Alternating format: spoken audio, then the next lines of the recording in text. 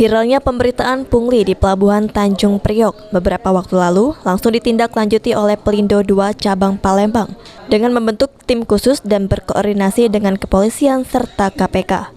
Selain itu juga saat ini seluruh pelayanan yang ada di Pelindo II Cabang Palembang menggunakan sistem online, khusus di Terminal Peti Kemas. JM Pelindo II Cabang Palembang Silo Santoso menjelaskan, dengan sistem yang digunakan ini tidak terjadi kontak langsung antara petugas Pelindo dengan pihak lain.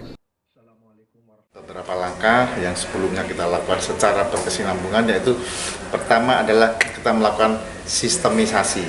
Ya, khususnya untuk kegiatan kontainer, kami sudah melakukan penerapan sistem di Terminal Peti Kemas. Itu kami ada sistemnya, menggunakan sistem untuk kegiatan pelayanannya.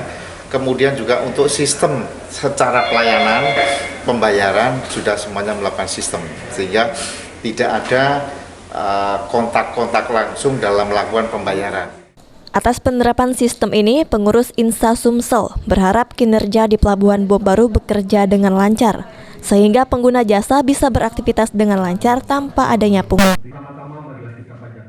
Harapkan bahwa kinerja di pelabuhan akan lebih lancar, lebih tertib dari segala pungutan, sehingga pengguna jasa dapat bekerja dengan baik dan bisa menekan biaya-biaya logistik di perubahan utama. Selain menggunakan sistem online, Pelindo II Cabang Palembang juga menyiapkan nomor telepon khusus buat pengguna jasa yang telah menjadi korban pungutan liar atau pungli. Firman Hidayat, PAL TV.